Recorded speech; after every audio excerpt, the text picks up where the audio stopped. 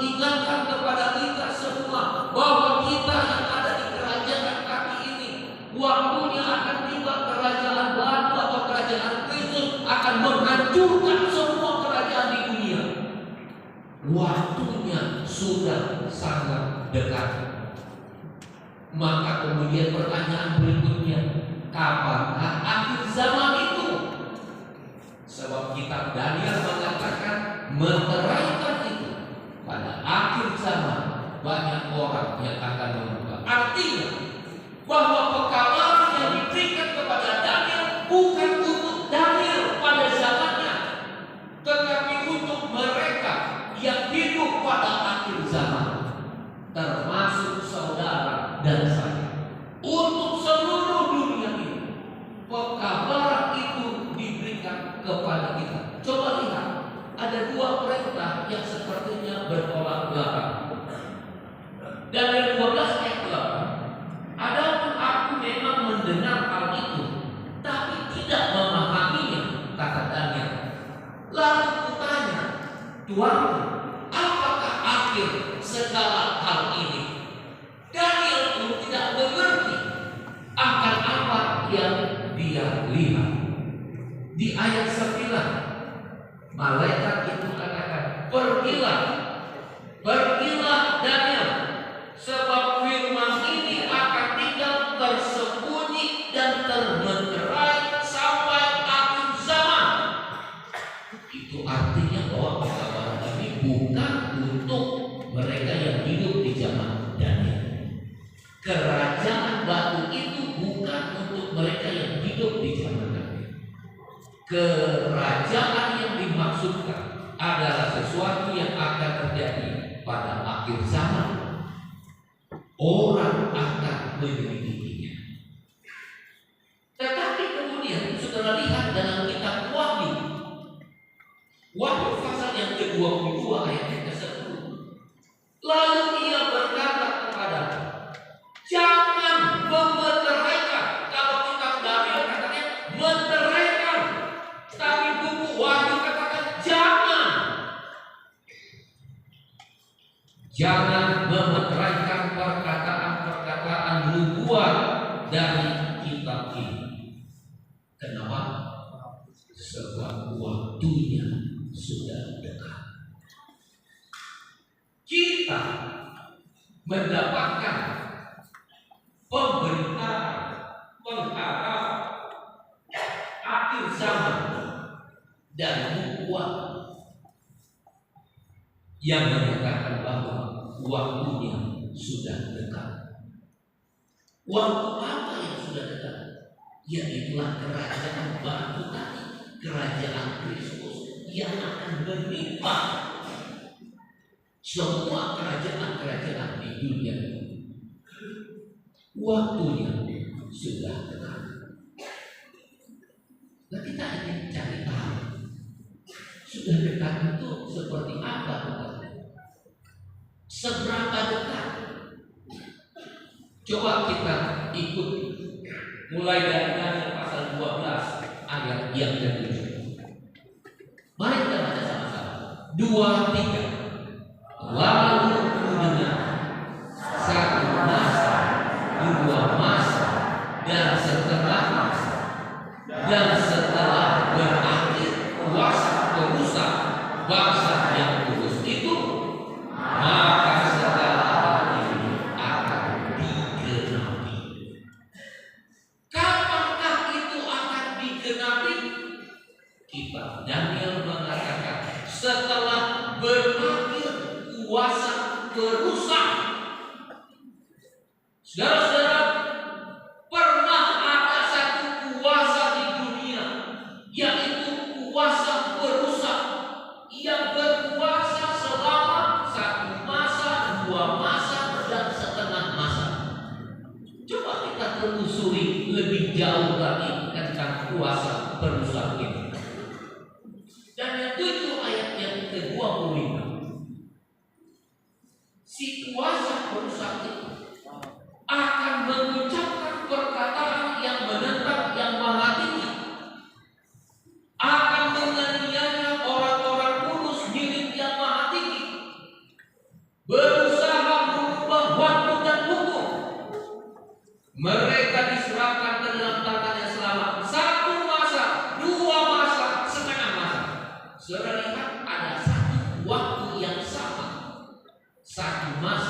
2 masa, setengah masa, atau 3,5 masa menjadi milik si perusak. Si perusak itu yang mengucapkan perkataan yang maha tinggi menurut Daniel 7 ayat 25. Lalu apa lagi yang dilakukan oleh kuasa perusak itu? Apa lagi yang dia lakukan? Kita sekarang beralih dari kitab Daniel ke kitab Wahyu. Kitab Wahyu pasal 13 ayat yang ke-5. Dan kepada binatang itu diberikan mulut penuh kesombongan dan hujat. Kepadanya diberikan juga kuasa melakukannya 42 bulan lamanya. Sudah ada 2 term waktu. 1 masa, 2 masa, setengah masa, atau 3,5 masa. Kitab Wahyu mengatakan kepada si perusak itu diberikan kuasa 42 bulan. Mari kita lihat nanti hubungannya. Wahyu 11 ayat 2. Mereka akan menginjak-injak kota suci. Kuasa perusak itu akan menginjak-injak kota suci berapa lama? 42 bulan lamanya. Ada term waktu 42 bulan dan 3,5 masa. Sekarang 42 bulan. Lalu Wahyu pasal 12 ayat yang ke-14. Kepada perempuan itu diberikan kedua sayap dari burung nasar yang besar, supaya ia terbang ke tempatnya di padang gurun, di mana ia dipelihara jauh dari tempat ular itu selama 1 masa, 2 masa, dan setengah masa. Ini selain adanya kami kuasa perusak, ada juga umat-umat Tuhan. Umat-umat Tuhan kepada perempuan itu lapar daripada gereja Allah. Dia akan dipelihara. Jadi ketika si penguasa itu muncul dan melakukan tekanan-tekanan yang hebat, Tuhan akan tolong umat-umatnya.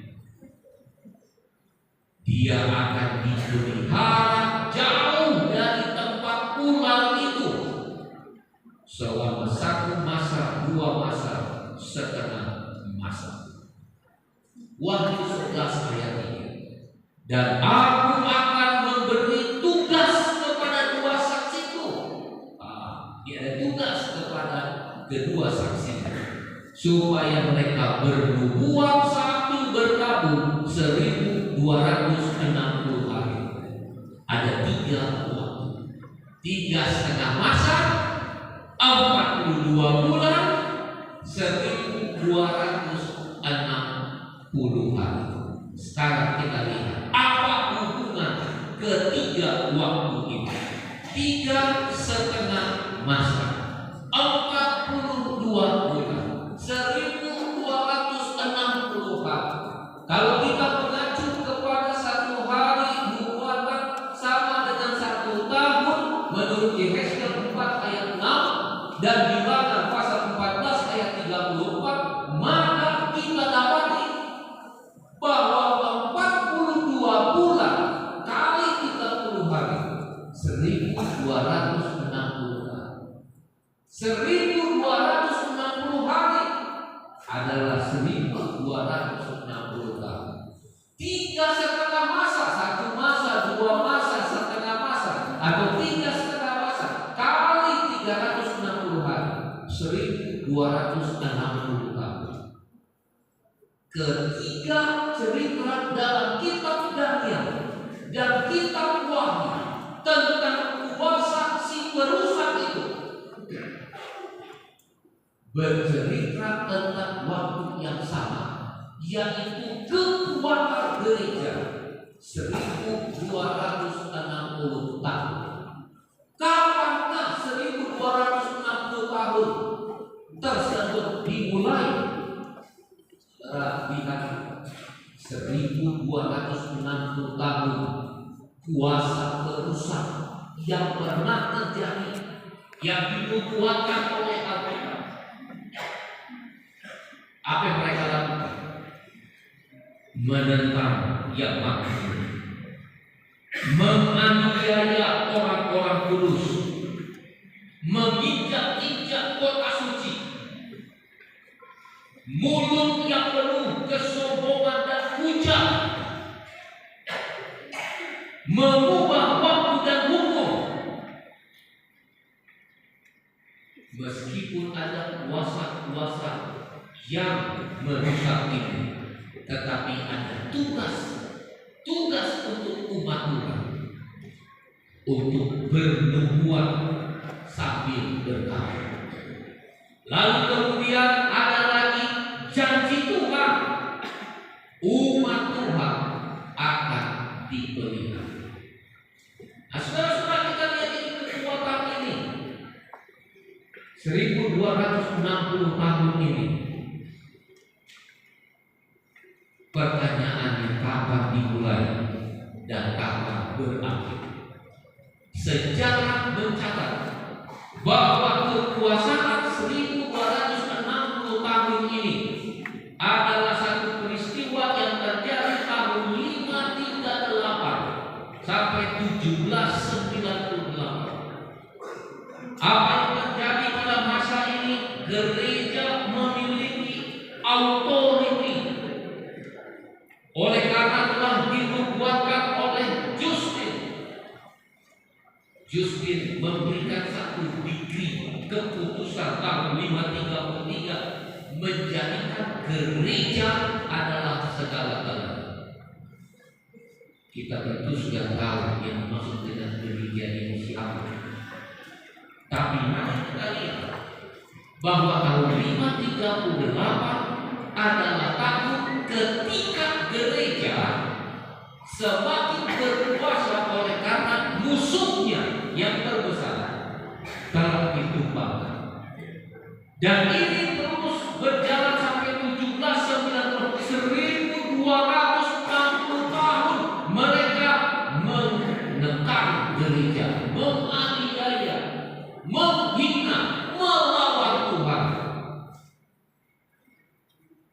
Gereja yang benar ada di padang gurun, terpelihara oleh Tuhan. Dan saudara lihat, setelah 1260 tahun selesai, yaitu tahun 1798, maka selanjutnya Tuhan memberikan pekabaran 3 malaikat. Itulah Wahyu pasal 4 ayat yang ke-7.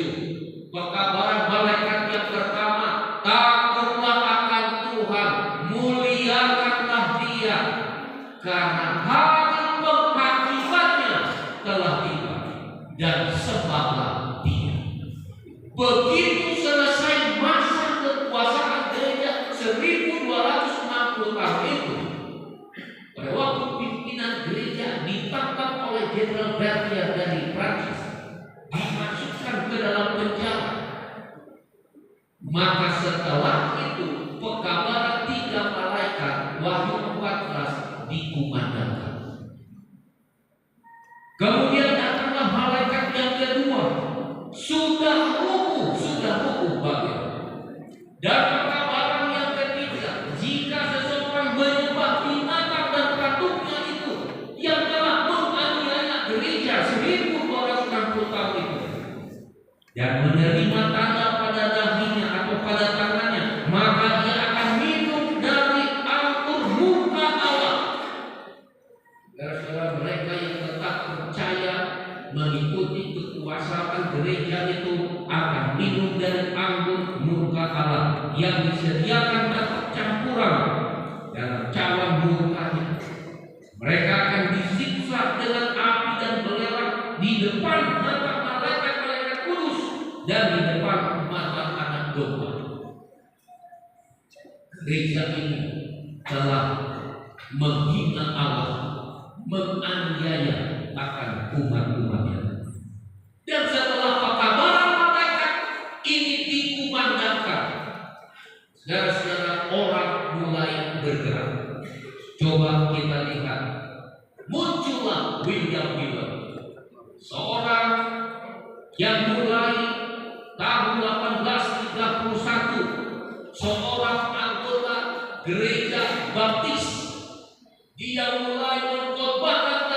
kedatangan Yesus yang kedua kali. Pemberitaan kedatangan itu dikumandangkan. Dialah diyakinkan bahwa Yesus akan datang. Antara Matius 18:43 sampai 18:44. Meskipun kemudian dia kecewa karena Yesus tidak datang. Saudara-saudaraku, ingat, setelah berakhir kuasa perusak, kapankah kuasa perusak berakhir? Nubuatan sejarah menyatakan 1798, akhir dari nubuatan 1290 tahun. 1798 sampai kedatangan Tuhan yang kita sedang tunggu. Inilah hari-hari terakhir ini. Setelah berakhir kuasa perusak, kitab Daniel mengatakan bahwa akhir zaman itu telah dimulai. Jadi sejak 1798 sampai hari ini, sampai menjelang kedatangan Yesus, inilah hari-hari terakhir ini. Jadi Bapak Ibu saudara-saudara, kita ada di hari-hari terakhir penutupan sejarah dunia ini. Maka kita harus tahu apa yang akan terjadi. Lihat 2 Timotius pasal 3 ayat yang pertama. Apa yang akan terjadi pada hari-hari terakhir? Ketahuilah bahwa pada hari-hari terakhir akan datang masa yang apa katanya? Sukar. Masa yang sukar. Bapak Ibu, kita harus siapkan diri kita bahwa masa yang sukar akan datang pada zaman kita, pada saat kita hidup. Saya sekarang sudah mau hampir 60 tahun. Kalau di dalam kitab Mazmur dikatakan sampai 70, sisa 10 tahun lagi saya hidup. Jadi tinggal 10 tahun saya akan menghadapi hari-hari yang sukar. Masih jauh. Bagaimana dengan orang-orang muda ini, remaja-remaja ini, anak-anak kita, cucu-cucu kita? Mereka akan menghadapi hari-hari yang sukar lebih lama dari kita. Itu sebabnya kita harus tahu peran kita. Di terjemahan Alkitab yang lain, terjemahan lama, dikatakan perhatikanlah, pada akhir zaman akan datang kelak satu masa yang sukar. Terjemahan yang lain bahasa Indonesia sehari-hari, ingatlah ini, pada hari-hari terakhir akan ada banyak kesusahan. Kita harus siapkan diri kita, mental kita, pikiran kita, bahwa kita hidup di akhir zaman, di akhir masa, dengan begitu banyak kesukaran-kesukaran yang kita akan hadapi. Amin. Amin. Amin itu artinya setuju bahwa kita hidup di akhir zaman. Kita harus siap untuk menghadapi. Satu waktu Yesus berada di satu kamar. Murid-murid datang kepadanya. Guru, Matius pasal 24. Apakah tanda kedatanganmu dan tanda kesudahan dunia? Murid bertanya kepada Yesus, apa tandanya? Matius 24 ayat 3 sampai 7. Buku Injil yang lain, buku Tesalonika, buku Korintus, buku Efesus, buku Petrus, banyak penulis-penulis Alkitab bercerita tentang apa yang akan terjadi pada akhir zaman. Dan kita semua lihat hal-hal itu yang terjadi. Tapi saya ingin mengambil sedikit saja dari Matius pasal 24 ayat 3 sampai 7.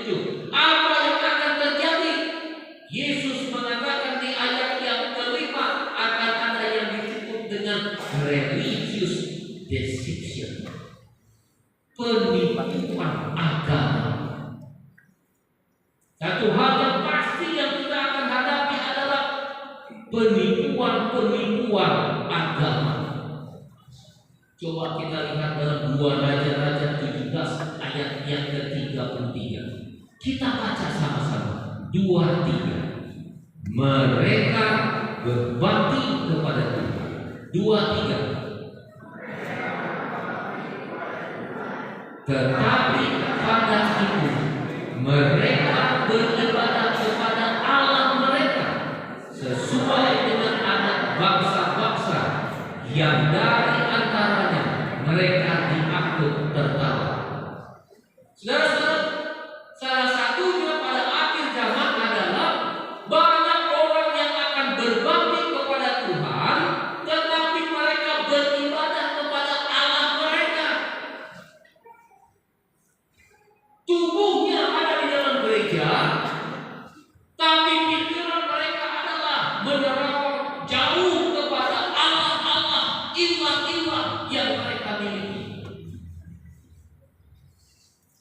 Hati-hati, saudara-saudara, itu sebabnya sekarang ini kita sudah masuk di dalam gereja ini, kita punya ini si kecil, si mungil yang sangat penting.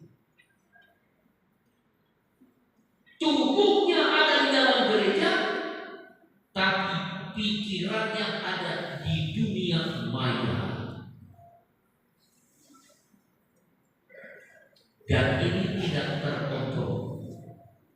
Saudara lihat, teknologi itu canggih, tapi manusia pada akhir zaman tidak siap menghadapi teknologi yang canggih. Saya sebagai orang tua, di rumah sudah ada 2 anak yang menikah, 1 sudah kerja, sudah 3 bekerja, dan 1 SMA. Mulut ini tidak berhenti mengingatkan, karena setiap waktu tangannya hanya ada di HP-nya. Saya tidak bicara kepada kalian semua, karena saya juga sudah alami. Capek orang tua menasihati generasi Z ini.